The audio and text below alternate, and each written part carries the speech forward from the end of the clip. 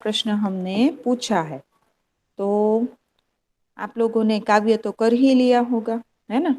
तो आज हम एक बार आपके ही मुंह से सुन लेते हैं कि आपको काव्य कितना लर्न हुआ, और नहीं हुआ तो अभी साथ साथ में हो जाएगा। इसलिए आज आपसे ही सुन लेते हैं कि कितना काव्य लर्न हुआ आपको। ठीक है, चलिए। आप टेक्स्ट बुक नहीं ओपन रखेंगे, आप टेक्स्ट बुक बंद ही रखेंगे। ओके, तो हमें भी पता चले और आपको भी पता चल जाए कि आपका कितना काव्य लर्न हुआ है। ठीक है, ओके, चलिए। तो बताइए कौन शुरू करने वाला है। जितना भी आपको याद हो उतना, जरूरी नहीं पूरा का पूरा। और 3 मार्क्स में पूछा है हमने, और मुझे नहीं लगता कि कोई ऐसा होगा जो इतने आसान टेस्ट सारी निकल रही है। और इस समय ऐसे माहौल में ऐसे जब टेस्ट निकल रही है, जब हम LQ भी ज़्यादा नहीं पूछ सकते, तो आप इस टेस्ट के मार्क्स जो हैं वो कोई भी मार्क्स स्किप करें, है ना। हम 2 मार्क्स का भी क्यों जाने दें, या 1 मार्क्स का भी क्यों जाने दें। जितना कवर हो उतना हमें कर ही लेना है, ताकि हमारे पूरे मार्क्स आए। हाँ? और कोई ऐसा कहे ना कि अब कम अकली होगा कोई जो ऐसा सोचेगा जाने दो ना, इतना मुझे नहीं आएगा तो चलेगा। हम्म? अभी तो इस बार आपके पास बहुत अच्छा मौका है कि आप ज़्यादा से ज़्यादा मार्क्स कवर करें। और आपने देखा, हमने सेम 1 में तीनों एग्ज़ाम ली और आपको रिजल्ट भी मिला। आपने अपना रिजल्ट कार्ड देखा है। आपने मतलब आपने तो फोटो में देखा होगा, पर आपके मम्मी पापा ने देखा है। तो इस बार भी बेटा सेम 2 में भी एग्ज़ाम हो रही हैं, बाकी है वो होगी भी, और उसी के आधार पर रिजल्ट कार्ड भरा जाएगा। हम्म? यानी ऐसी कोई उम्मीद मत रखिएगा कि एग्ज़ाम नहीं देंगे या कम मार्क्स आ जाएंगे 2-3 तो भी हम 9th में पहुंच जाएंगे। और ऐसा सोचना भी नहीं चाहिए बेटा, क्योंकि आगे चलकर फिर आपको ही प्रॉब्लम होने वाली है। क्योंकि अभी से हैबिट नहीं होगी ना, तो 9th में 10th में बहुत ज़्यादा प्रॉब्लम होगी। और आपको पता है, इस बार आपके कोई दोस्त हो ना 9th में हमारी स्कूल के, तो उनसे पूछिएगा। हमने इस बार उन्हें आपको तो LQ नहीं पूछे, पर उन्हें LQ पूछे हैं। और उनकी एग्ज़ाम जो है ना वो 25 मार्क्स की है। आपकी 20 की है ना, उनके 25 की है। तो 9th में तो बेटा LQ FA 3-4 में भी पूछे जाते हैं, या FA 1-2 में भी पूछे जाते हैं। हाँ? तो अभी आपके पास अच्छा चांस है, थोड़ी सी तैयारी है तो अच्छे से कीजिए और अच्छे से सारी टेस्ट दीजिए। चलिए, आप कौन बताने वाला है काव्य पहले। मौखिक, हाँ, बिना देखे। मिस मैंने पहली बीजी आवड़े। हाँ, जितना, कोई फोर्स नहीं है, जितना आपको याद हो मैं हेल्प करूंगी। हमें तो आज बस काव्य लर्न कर लेना है। तो हाँ करूँ। हाँ। मंदिर मस्जिद गिरजाघर में बांट लिया भगवान को, धरती बांटी सागर बांटा मत बांटो इंसान को। अभी रात शुरू हुई है मंजिल बैठी दूर है, महलों में बंदी उजियाला हर दीपक मजबूर। अरे वाह, वेरी गुड। इतनी तो आपने लर्न कर ली। चलो, और कोई इसके आगे का किसी ने याद किया है।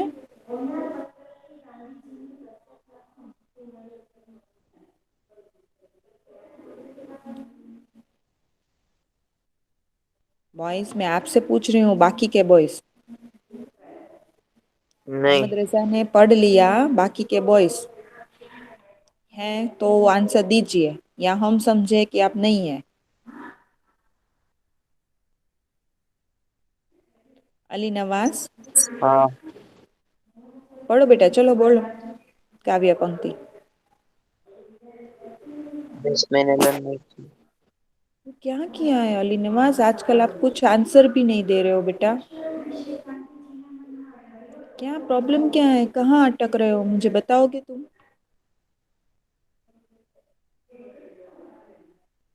अली नवाज, हाँ मिस। क्या कर क्या रहे हो। मिस बैठा हूँ। बैठा हूँ। फोन में देख रहे हो कि और कुछ कर रहे हो? फोन ही मैं देख रहा हूँ। कोई बात नहीं, लेक्चर के बाद मम्मी से कहना मुझे फोन करे, ठीक है? चलिए आज आपसे बात कर ही लेते हैं। ओके चलो, टेक्स्ट बुक लेके बैठे हो कि वो भी लेके नहीं बैठे? अली नवाज, हाँ मिस, लेके बैठा टेक्स्ट हूँ। बुक लेके बैठे हो ना? चलो उसमें से पढ़ के बताओ, दो पंक्तियाँ उसमें से दो पद आप पढ़ के बताओ, जैसे मोहम्मद रजा ने पढ़ा ना वैसे। चलो देख के पढ़ो।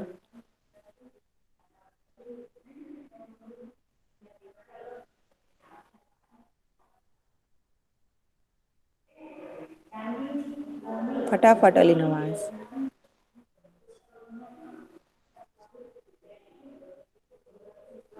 पढ़ रहे हो ना आप? हम वेट कर रहे हैं। हाँ मिस, निकाल लेता हूँ। ओके।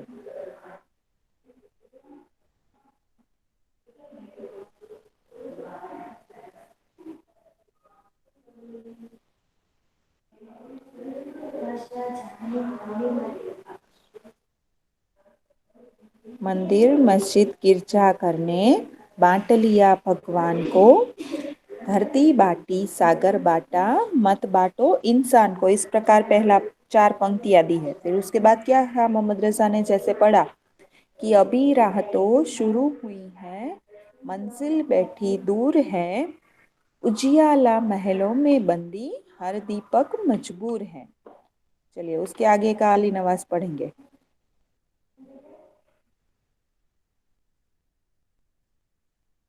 चलिए अली नवाज बुक निकालते हैं तब तक। और कोई?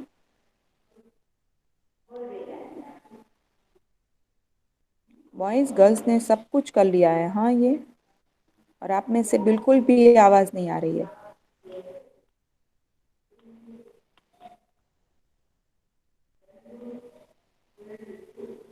कहाँ गए? आज ठंडी नहीं लग रही है तो बात भी नहीं कर रहे हो, कहाँ गए? हाँ मिस। हाँ पढ़ो चलो आगे का। मिस मुझे नहीं आता है। नहीं आता तो एग्जाम में कैसे लिखोगे बेटा कल? मिस मुझे अभी कल पाका करना है मिस। नहीं ऐसे ऐसे थोड़ी होता है बेटा, टेस्ट की तैयारी आगे से करनी होती है, उस दिन थोड़ी होती है। टेक्स्ट बुक तो लेकर बैठे हो ना? मिस मैंने टेक्स्ट बुक ले ली ही नहीं है। Very good. तो कैसे करोगे? मिस मेरे पास सारा मित्र है ना।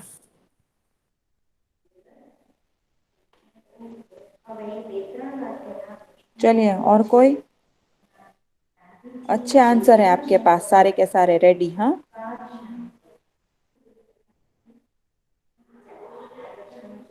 आपसे अच्छी तैयारी तो गर्ल्स ने की है। मुझे किसी भी बॉयज का आंसर चाहिए वरना मैं अभी के अभी खुद लेफ्ट हो जाऊंगी बॉयज। फिर आप आंसर देना मिस को कि मिस क्यों लेफ्ट हो गए, क्लास क्यों खाली है। फटाफट। मिस मेरे पास भी नहीं है टेक्स्ट बुक। मुझे कविता का आंसर चाहिए, मैंने सिर्फ इतना कहा, मैंने और कुछ नहीं पूछा आपसे। चलिए पढ़ के बताइए मुझे कोई भी। अली नवाज को बुक मिली कि नहीं मिली है?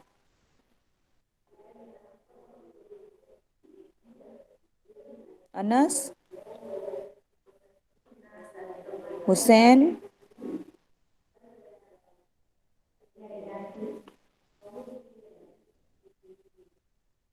मैम मैं पढ़ूं? हाँ चलो पढ़ो।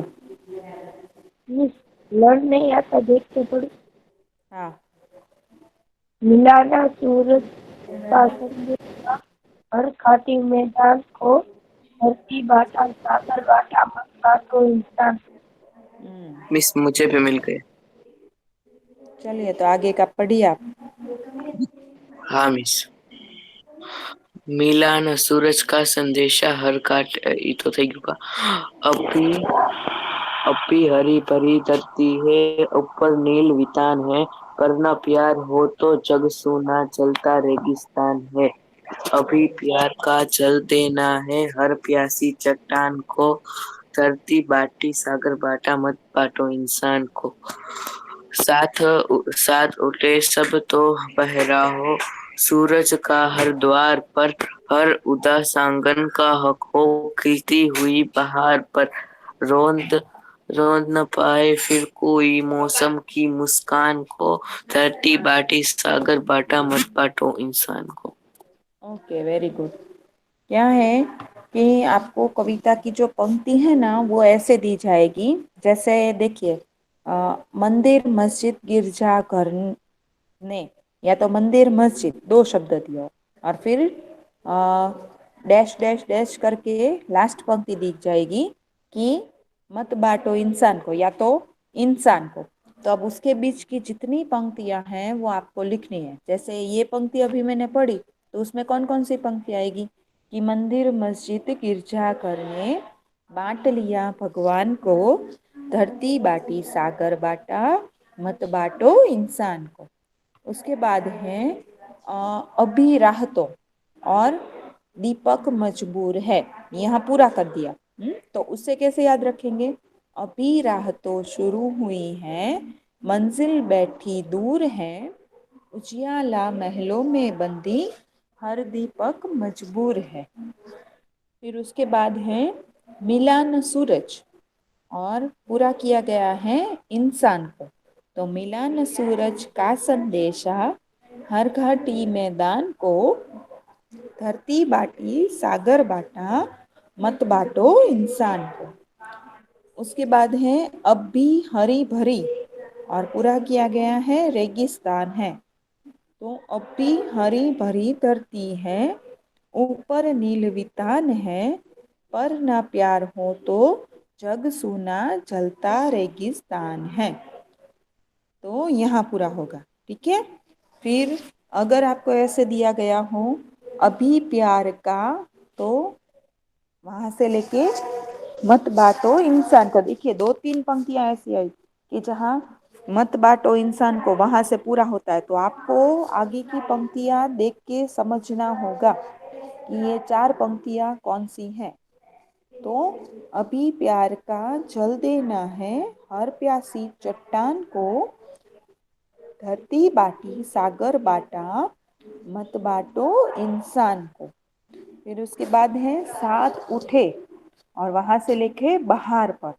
तो साथ उठे सब तो पहरा हो सूरज का हर द्वार पर, हर उदास आंगन का हक हो, खिलती हुई बहार पर। और लास्ट में क्या है, रौंद न पाएगा और फिर से वही इंसान को। तो रौंद न पाएगा फिर कोई मौसम की मुस्कान को, धरती बाटी सागर बाटा मत बांटो इंसान को। क्लियर यहाँ? अब क्लियर हुआ बॉयज? हाँ। हाँ मिस। हाँ। 3 मार्क्स में हमने पूछी है काव्य पंक्तियां पूर्ण कीजिए, तो आपको करनी ही पड़ेगी, ठीक है। चलिए अब क्वेश्चन आंसर देख लेते हैं।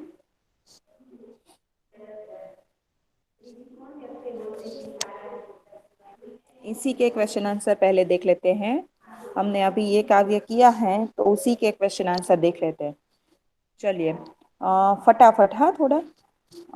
मजबूर कौन है? दीपक। हाँ, अब तो आपको आंसर आते हैं इसलिए मैं टिक नहीं कर रही हूँ, ठीक है। और ये सब मैंने आपको कल पीडीएफ भी भेज दी है 2 दिन पहले ही। ओके, मिल गई ना आप लोगों को? हाँ मिस।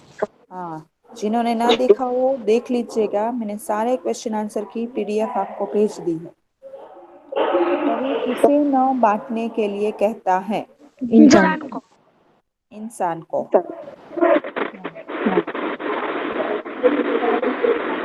म्यूट करो, ये लास्ट में किसका माइक अनम्यूट हुआ, म्यूट करो। लाखानी।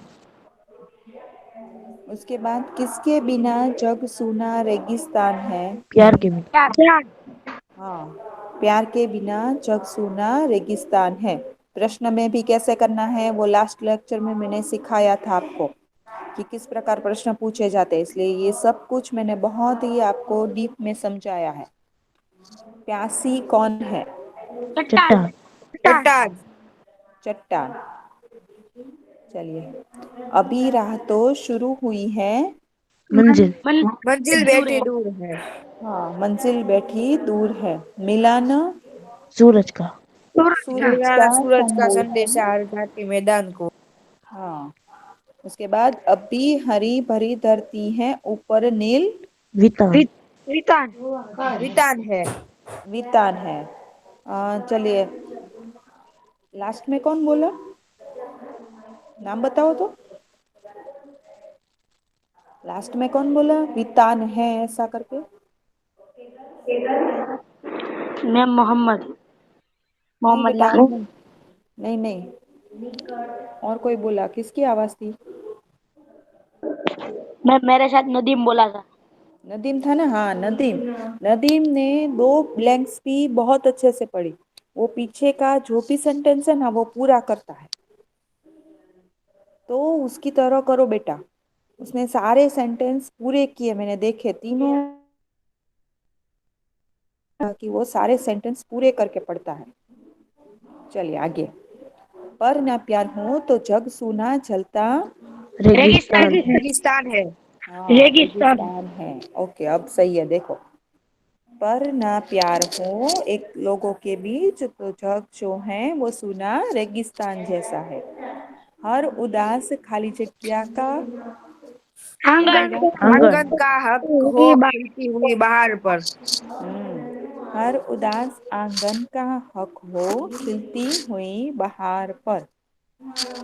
ओके, उसके बाद प्रश्न देख लेते हैं हम कि इंसान को बांटने का क्या तात्पर्य। हमने एक एक वाक्य के प्रश्न पूछे हैं, याद है ना आपको? तो उसके लिए हम एक एक वाक्य के प्रश्न कर लेते हैं। तो इंसान को बांटने से क्या तात्पर्य है? चलो नदीम पढ़ो।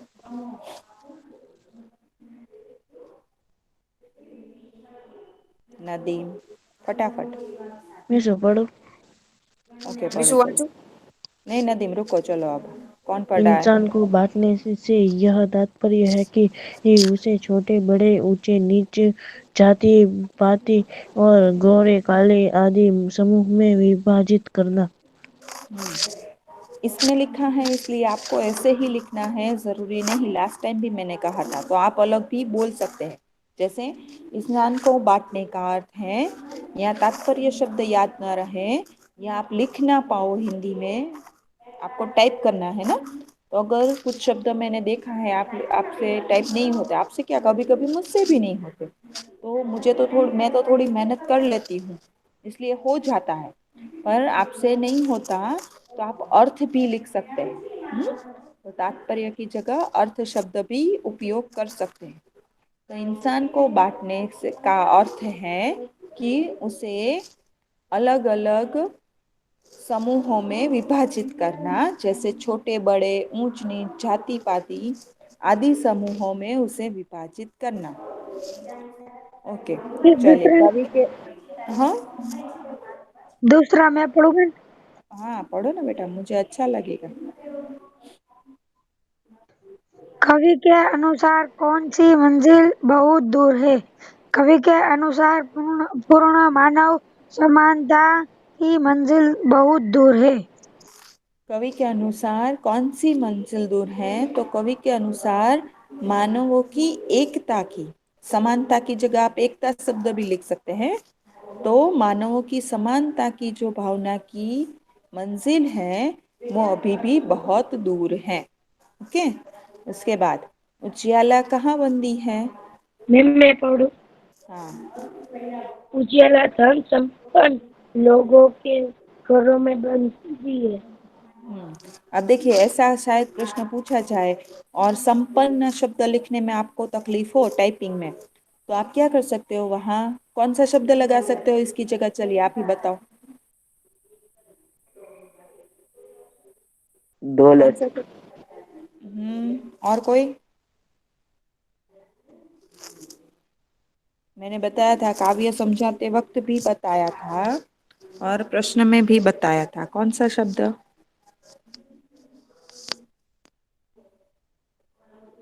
अमीर। उजियाला अमीर लोगों के घरों में बंदी हैं, है ना। तो यहाँ अमीर शब्द भी आप लगा सकते हैं। धन संपन्न ना याद रहे या ना लिख सको तो टाइपिंग ना हो तो आप अमीर शब्द भी टाइप कर सकते हैं। ओके। उसके बाद सूरज का संदेशा किसको नहीं मिला? मैं पढ़ू। हम्म। सूरज का संदेशा हर घाटी और मैदान को नहीं मिला। Very good. सूरज का संदेशा हर घाटी और मैदान को नहीं मिला। आज कई सारी आवाजें ऐसी हैं जो कम बोलते हैं पर आज बोल रहे हैं, अच्छा लग रहा है। चलिए, धरती के ऊपर किसका वितान है? मिस मैं पढ़ू। पढ़ो पढ़ो। धरती के ऊपर नीले गगन का वितान है। अरे, ये आवाज तो कुछ जानी पहचानी है। हाँ, कौन है आज? शाहिद बावलिया 8D। ओके, बावरिया। हाँ, मैंने सोचा कि है तो कोई जानी पहचानी आवाज, कई दिनों बाद सुनी। चलिए, धरती के ऊपर नीले गगन का वितान है। ओके, प्यार के अभाव में जगत कैसा है? मिस पढ़ो। मैं पढ़ू। मैं पढ़ू। नहीं, पहले कौन बोला? अली नवाज साहब बोले। मोहम्मद रजा। ओके, मोहम्मद रजा पढ़ो। प्यार के अभाव में जगत जलते हुए रेगिस्तान जैसा है। अगर रेगिस्तान शब्द वैसे तो आसान है, आप लिख ही सकोगे रेगिस्तान। हाँ, पर अगर प्रॉब्लम हो तो आप रण प्रदेश भी लिख सकते हो। ये सिर्फ टाइपिंग है इसलिए मैं आपको ऑप्शन दे रही हूँ, बाकी लिखना तो रेगिस्तान ही पड़ता है। हम्म? पर अगर प्रॉब्लम हो तो, पर मुझे लगता है उससे ज़्यादा ये शब्द आसान रहेगा लिखने में, रेगिस्तान। ओके, थोड़ा बहुत कोशिश करोगे तो बेटा होगा। और प्लीज़ इस बार ना, अब आप ट्राई करो कि आप हिंदी ही टाइप करो। अब बहुत ज़्यादा हो गया, आपको मैंने अभी तक परमिशन दी, पर आप लोग मास्टर हो गए इसमें पेपर देने में, तो आप हिंदी ही टाइप करो। मिस चलिए, मेरे सब मोबाइल में मिस हिंदी भाषा नहीं आती है। आती है, सबके मोबाइल में आती है, आप सेटिंग करते માંથી हो। કરવાનું। आपको, चलिए मैं लास्ट में वो भी बता दूंगी कैसे करना है। पहले प्रश्न कर लेते हैं। सबके साथ उठने का क्या अर्थ है? मिस मैं पढ़ू। हम्म। सबके साथ उठने का अर्थ है सब में समानता की भावना होना। सबके साथ उठने का अर्थ है, इसे इन्वर्टेड कोमा में लिया है, कि सब में समानता की भावना होना। उसके बाद है, उदास आंगन का हक किस पर होना चाहिए? विस्मय को। हम्म। हुसैन। उदास आंगन का हक खिलते हुए बहारों पर होना चाहिए। और याद रखिएगा, क्वेश्चन आंसर में आप सिर्फ शब्द लिखकर नहीं छोड़ेंगे। मैं इस बार मार्क्स नहीं दूंगी। मैंने देखा है कई बॉयज क्वेश्चन आंसर में सिर्फ शब्द, जो आंसर है वो लिखकर छोड़ देते हैं। जैसे ये है, सबके साथ उठने का क्या अर्थ है, तो ये आगे का नहीं लिखते और सीधा इतना लिखते हैं कि सब में समानता की भावना, बस इतना लिख के छोड़ देते हैं। ये नहीं चलेगा, इस बार मार्क्स नहीं मिलेंगे बेटा, पूरा ही लिखना पड़ेगा। सबके साथ उठने का अर्थ है कि सब में समानता की भावना होना। और यहाँ भी उदास आंगन का हक खिलती हुई बहार पर होना चाहिए, ये पूरा लिखना पड़ेगा। सिर्फ खिलती हुई बहार लिख के छोड़ नहीं सकते आप, ठीक है। इसके बाद अब तक किन किन चीज़ों का बंटवारा हो चुका है, तो कविता के अनुसार अब तक मंदिर, मस्जिद और गिरजाघर के रूप में भगवान का, और भिन्न भिन्न भिन्न भिन्न ना लिख हो तो अलग अलग शब्द उपयोग कर सकते हो। अलग अलग देशों के रूप में धरती और सागर का भी बंटवारा हो चुका है। चलिए, किसकी मुस्कान को कोई रोक नहीं पाएगा, तो सर्वत्र समानता का भाव फैलने पर लोगों में परस्पर अपनत्व या अपनापन लिख सकते हो, अपनेपन की खुशी होगी, और तब कोई किसी पर जुल्म नहीं कर पाएगा और उसकी मुस्कान को रोंद नहीं पाएगा। ओके। उसके बाद है हरी भरी धरती को कौन सी परिस्थिति रेगिस्तान में बदल सकती है। मैं पढ़ूं। हाँ पढ़ो। वर्षा के लगातार अभाव और भूकंप के तेज झटके धरती की हरियाली नष्ट कर सकते हैं। हम्म। प्रकृति के ये नोंद रूपी रूप हरी भरी धरती को रेगिस्तान में बदल सकते हैं। हाँ यहाँ पर इसे शॉर्ट कर सकते हैं कि वर्षा का अभाव, या वर्षा ना लिख सकते हो, बारिश, बारिश का अभाव और भूकंप के तेज झटके धरती की हरियाली को नष्ट कर उसे रेगिस्तान में बदल सकते हैं। ये सब निकाल सकते हो, उसे रेगिस्तान में बदल सकते हैं। एक एक वाक्य में पूछा जाए तो, दो दो वाक्य में होगा तो ऐसे ही लिखना पड़ेगा। ठीक है। फिर है उजाले को बंदी बनाने का अर्थ। तो उजाले को बंदी बनाने का क्या अर्थ है? उसे अपने अधिकार में लेना। किसे? उजाले को। आज भी इसीलिए बिजली की रोशनी अभी भी धनवानों के या अमीरों के घरों में है और गरीबों की झोपड़ियों में नहीं। और कविता हमें क्या संदेश देती है कि सभी तरह के भेदभाव भूलकर हमें रहना चाहिए।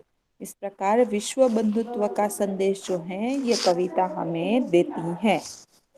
क्लियर?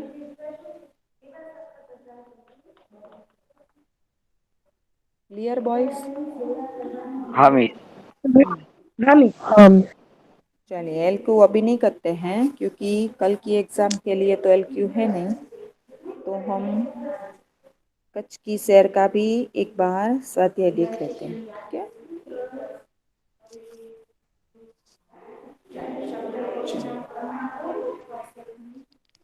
चलो, नगर जैसा लगने वाला बड़ा गांव कौन सा है? बचाओ। बचाओ। बचाओ। बचाओ। राइट। फिर कंडला क्या है? बंदरगाह। बंदरगाह। हाँ, कंडला बंदरगाह है। इसके बाद कच्छ में बेहतर जिनालय कहाँ है? मांडवी में। मानवी। में। मांडवी। Very good. सृजन कच्छ की कला का परिचय कराने वाली एक संस्था है। क्या है? संस्था है। Nun's okay. सामखियाली को हम कच्छ का प्रवेश द्वार कह प्रवेश। सकते हैं। हाँ प्रवेश द्वार कह सकते हैं। गांधीधाम में सिंधी सिंधी। प्रजा पाकिस्तान से आकर सिंधी बस प्रजा। गई है। हाँ सिंधी प्रजा पाकिस्तान से आकर स्थायी हुई है। ओके। उसके बाद हाजी पीर में पीर का मजार। मजार है। मजा। मजार है। ओके। गांधी स्मृति का स्थान आदिपुर। आदिपुर। आदिपुर में है। आदिपुर में है। वेरी गुड आदिपुर में बेटा। है। Very good. ये माइक में जिससे ये प्रॉब्लम माइक हो में रही है, जिससे प्रॉब्लम। मेरी आवाज़ दो बार हो रही है, मुझे ही वापस आ रही है। ओके। चलिए, कहाँ से कच्छ की यात्रा पूर्ण होती है? सूरजवाड़ी से सूरजवाड़ी। कच्छ की यात्रा सूरजबारी। पूरी होती है। कच्छ की हाँ, यात्रा पूर्ण होती है। सूरजबारी से शुरू होती है, शाम खियाली से, और पूरी होती है सूरजबारी से। ओके। चलिए, कच्छ को और किस नाम से बुला सकते हैं? यहाँ अनेक दर्शनीय स्थान है। ये वाला शब्द, कच्छ को और किस नाम से नाम दिया गया है, या कौन से म्यूजियम। नाम से? म्यूजियम। ओके। चलिए, कच्छ के गांधीधाम नगर की क्या विशेषता है? गांधीधाम में औद्योगिक का कारखानों का नगर है। यहाँ सिंधी प्रजा पाकिस्तान से आकर बस गई है। हम्म, गांधीधाम जो है वो औद्योगिक कारखानों के कारण विकसित हुआ है, और यहाँ पाकिस्तान से आई हुई सिंधी प्रजा स्थायी हुई है या तो बस गई है। भद्रेश्वर क्यों प्रसिद्ध है? भद्रेश्वर जैनों का अति प्राचीन यात्राधाम होने के कारण प्रसिद्ध है। यहाँ जैनों का 2500 वर्ष पुराना संगमरमर से बना जिनालय है। भद्रेश्वर जो है वो जैनों का अति प्राचीन यात्रा धाम है, और यह 2500 वर्ष पुराना जिनालय है। संगमरमर से बना 2500 वर्ष पुराना जिनालय है। क्लियर? ओके। हाँ मिस। चलिए, हाँ मिस। इसके जो LQ है उसमें भी आपको इसका प्रश्न, इसके जो है शॉर्ट क्वेश्चन वो मिल जाएंगे। जैसे मरुभूमि या रेगिस्तान किसे कहते हैं, तो शॉर्ट में उसका आंसर होगा जहाँ दूर दूर तक रेत ही रेत लहराती है उसे हम मरुभूमि या रेगिस्तान कह सकते हैं। क्लियर? हाँ। ओके। हाँ मैम। ओके, उसके बाद हाँ मिस। रेगिस्तान में हमें कौन सा प्राणी दिखाई देता है? ऊंट। ऊंट। ऊंट। Okay okay okay. चलिए, अब ये बताइए, इसमें कुछ सवाल मैंने नहीं लिए पर मैंने आपको लिखवाए थे, बीच में ही लिखवाए थे, और अब इसके पॉइंट भी हैं आपके पास। ओके, चलिए, हवाई सेना का मुख्य अड्डा कहाँ है? हवाई सेना का मुख्य अड्डा कहाँ है? नलिया। हाँ, वेरी गुड। हवाई सेना का मुख्य अड्डा नलिया में है। ओके, चलिए, मांडवी में क्या प्रसिद्ध, क्या है मांडवी में, या मांडवी में देखने लायक स्थान, या मांडवी की विशेषता? किसी भी प्रकार पूछे तीनों में से।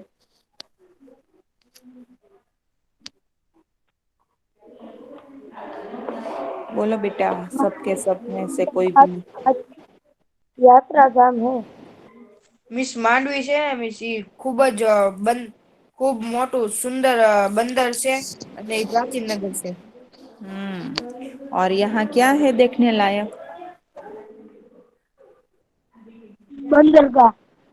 अरे आपके सामने है बेटा, फिर भी आप देख के भी नहीं पढ़ पा रहे। बंदरगाह। नारायण मंदिर, हिमसर तालाब, ऊंचा पहाड़ आदि दर्शनीय स्थान है। किसने पढ़ा? અલી નવાઝ। अली नवाज। मैंने मांडवी का पूछा बेटा, मैंने मांडवी का पूछा। यहाँ राजमहल, पवन चक्कियां तथा समुद्र तट दर्शनीय है। हाँ, मांडवी में राजा का महल, पवन चक्कियां और समुद्र तट जो हैं वो दर्शनीय हैं। ओके, भुज में क्या देखने लायक है? वैभवशाली नगर, भुज। आईना महल, हम्म प्राग महल, हिल हम्म गार्डन, स्वामीनारायण मंदिर, हम्म, हमोरस तालाब, हमीरसर भुजिया तालाब। पहाड़। भुजिया पहाड़। ओके, फिर लोक संग्रहालय, विश्वविद्यालय आदि जो हैं वो भुज में देखने लायक हैं। ओके, बिदड़ा गांव में, गांव किस लिए प्रसिद्ध है?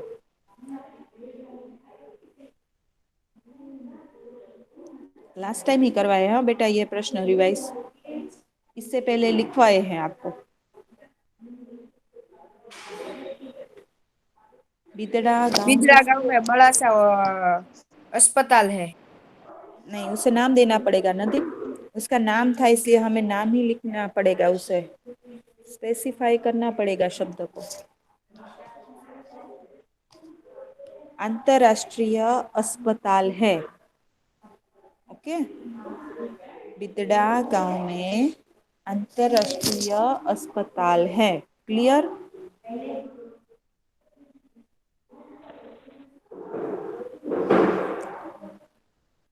Clear boys? बिदड़ा गांव में क्या है, तो अंतरराष्ट्रीय अस्पताल। अंतरराष्ट्रीय अस्पताल। हाँ, हाँ। VRTI नामक ग्राम्य संस्था कहाँ है? VRTI नामक ग्राम्य संस्था कहाँ है?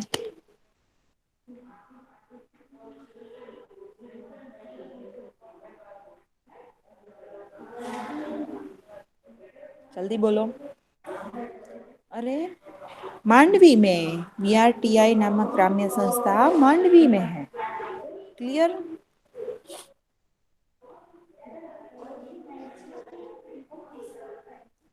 ओके। पानद्रोव किस लिए प्रसिद्ध है? मिस क्या? पानद्रोव किस लिए प्रसिद्ध है? खनिज संपत्ति और यह विद्युत निर्माण का केंद्र भी है। पानद्रोव खनिज संपत्ति के लिए प्रसिद्ध है और साथ ही विद्युत निर्माण का केंद्र भी है। आपको याद रह रहा है कि नहीं, मुझे ये नहीं पता। चलिए, हाजीपीर में क्या है? यह हाजीपीर मुसलमान में मुसलमान ईद का का मुसलमानों मजार पवित्र है। स्थान है। का हाँ, केंद्र है। काशी ईद का मजार है और यह मुसलमानों के लिए श्रद्धा का केंद्र है। ओके। नखत्राणा, नखत्राणा क्यों प्रसिद्ध है? नखत्राणा में क्या है? नखत्राणा में नखत्राણામાં જે जो प्राकृतिक पोत प्राकृतिक दृश्य के लिए प्रसिद्ध है। प्रसिद्ध है। प्राकृतिक नजारों का केंद्र है नखत्राणा। Very good. चलिए, अब याद रहा आपको? जैसल तोरल की समाधि अंजार में कहाँ है? અંજાર में જેસલ तोरल की हाँ, समाधि है। मोहेंजो सामखियाली से उत्तर दिशा की ओर धोलावीरा, वहाँ हम मोहेंजोदड़ो, जो हमारी प्राचीन संस्कृति है, जो 5,000 वर्ष पुरानी है, उसे देख सकते हैं। और लखपत, तो लखपत में गुरु नानक का गुरुद्वारा है और साथ ही यहाँ पुराना किला भी है। अब क्लियर ये आंसर? हाँ। अब आपको कोई प्रश्न है इसमें? नहीं। नहीं मिस। ओके, तो फिर से मैंने दोबारा से आपको ये सारा रिवीजन करवा दिया है। और सही बात, सच कहूँ बेटा, आपको भले ही बुरा लगे, पर गर्ल्स ने